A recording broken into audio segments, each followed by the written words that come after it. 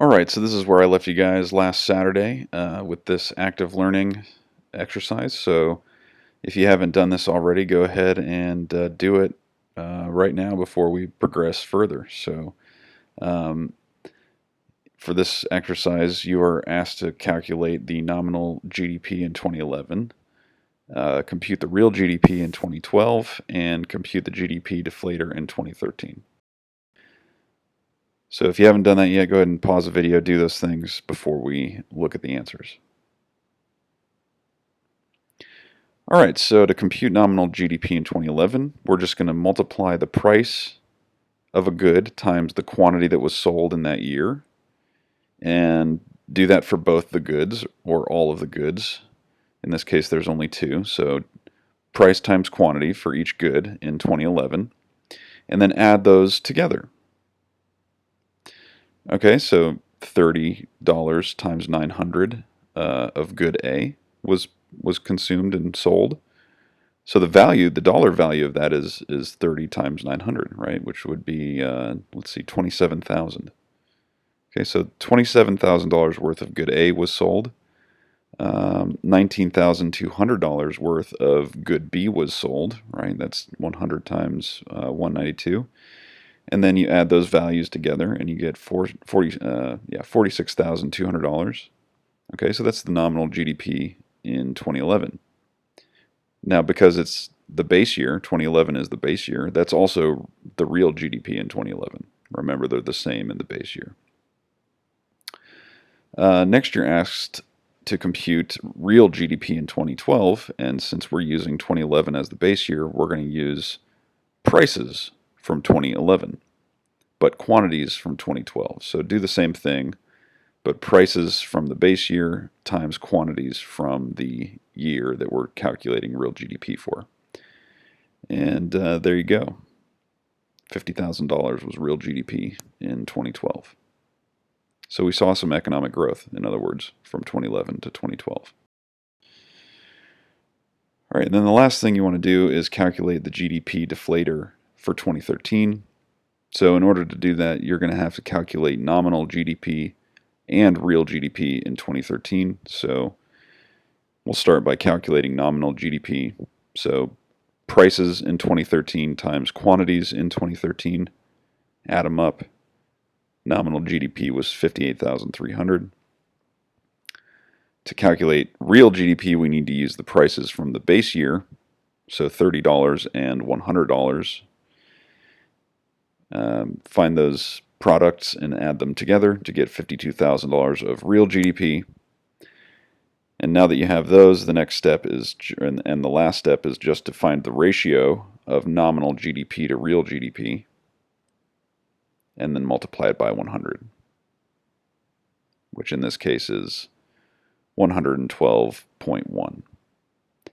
And the nice thing about the GDP deflator is that it tells us very clearly what inflation was from the base year to the year that you're measuring, in this case 2013. So there was 12.1% inflation from 2011 going to 2013, 2 years.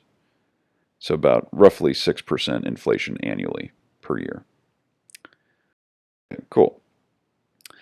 So for the last bit of this chapter that we weren't able to cover, we're just going to discuss GDP and what it means for well-being, right? How is it related to economic well-being? So the main measure of economic well-being that we're going to use is real GDP per capita, or in other words, per person. So find real GDP and then divide it by the country's population, in other words. And it's the main indicator of an average person's standard of living. So that's why we care about it. But it's important to note that GDP is not a perfect measure of well-being. Okay, so to illustrate this, we're going to look at an eloquent yet harsh criticism of GDP in a speech by Robert Kennedy. So he said, "Gross domestic product does not allow for the health of our children, the quality of their education, or the joy of their play. It does not include the beauty of our poetry, or the strength of our marriages, the intelligence of our public debate, or the integrity of our public officials. It measures neither our courage nor our wisdom, nor our devotion to our country. It measures everything, in short, except that which makes life worthwhile. And it can tell us everything about America except why we are proud that we are Americans. All right, so that was from Senator Robert Kennedy, JFK's brother, and that was in a speech in 1968. So basically what he's saying is that GDP does not value things like the quality of the environment. It doesn't value our leisure time, right? There's no L in our GDP equation, right, for leisure time and the value of leisure, right? It also doesn't include non-market activities such as childcare that a parent provides at home. It also doesn't take into consideration the income or the wealth distribution that we might care about, right? We might care about the fact that a country, although it might be really rich, has incredible wealth inequality, right? GDP doesn't tell us anything about that, right? And we might care about that. So given all these criticisms of GDP, a good question is, well, then why do we care about it and why do we use it?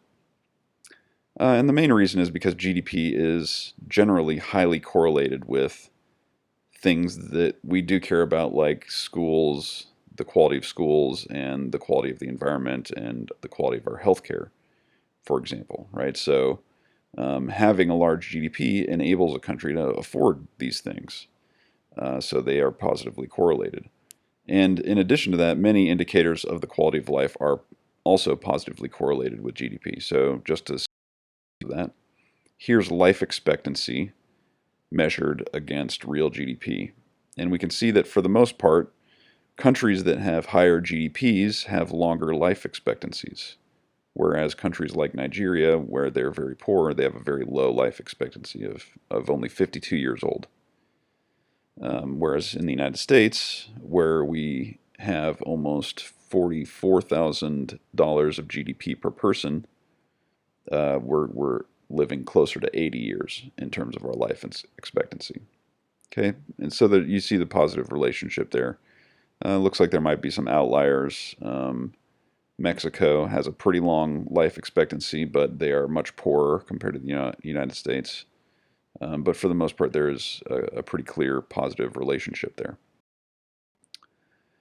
Here's GDP measured against average years of school. So you can see here that countries that have more money, children go to school for more years. So they have presumably better education since they spend more time in school. And here's water quality.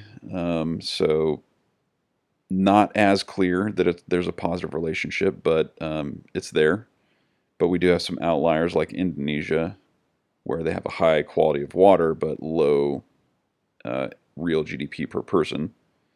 So, but nevertheless, obviously positive correlations with these things. So, all right, so the summary of this chapter was we saw GDP, what it was, and that it's the country's total income and expenditure. We saw that there's 4 spending components of GDP, including consumption, investment, government purchases, and net exports. So our expenditure GDP equation, in other words. We saw the difference between nominal and real GDP and why it's important, and how nominal GDP is measured using current prices, whereas real GDP is measured using prices from some base year. So real GDP is therefore corrected for inflation. And we saw that while GDP is the main indicator of a country's economic well-being, it's not perfect. So, all right, so there's the remaining material for Chapter 23. I'll see you in the next video for Chapter 24.